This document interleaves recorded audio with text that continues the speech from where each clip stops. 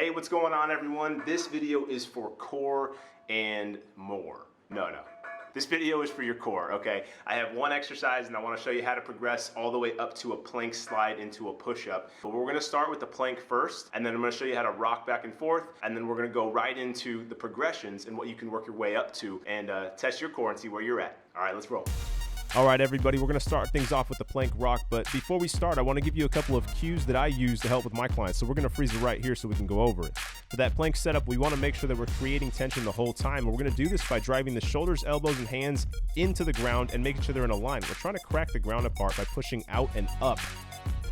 Then with our chin, we wanna make sure that we're giving ourselves a double chin. Pull that chin into the throat so our neck is activated. Then down the chain, we want to make sure the hips and the glutes are tight. We're tucking the hips, pulling the belly button up towards the heart. All the way down through the legs, we want to make sure we're squeezing. We're driving the toes into the ground and we're grabbing the ground with the toes.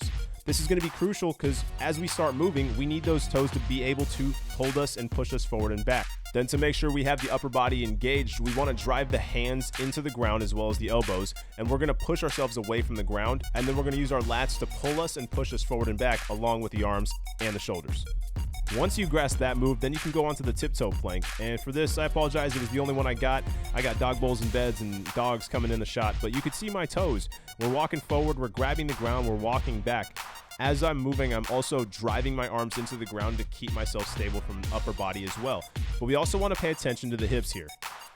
Not those hips, I'm talking about these hips. We want to make sure that our lower back is not curved like this because it's putting a ton of pressure on our lower spine. What we instead want to do is get up, tuck under, and keep an optimal position while moving through this. Once you've mastered this position, we're going to go on to the plank slide back. For this exercise, we're going to do exactly the same thing we have been doing, except now we're just going to keep our feet on the sliders. Make sure that when you rock back and forth, that the feet are not moving. Keep them solid and pulled in tight, toes towards the shin. You do not need sliders like mine to do this exercise. You can also use paper plates on a hardwood surface or carpet. You can also use towels. There's a lot of different ways to be creative. Furniture sliders are the same thing. Once you get that all down, we're going to get a little fancy with the high plank slide back, and Otis is excited for these too. He wants in. We're going to go back a little bit. Find a spot you can handle without that low back kicking in and bring in one leg at a time. Then over time, you can get stronger through this position.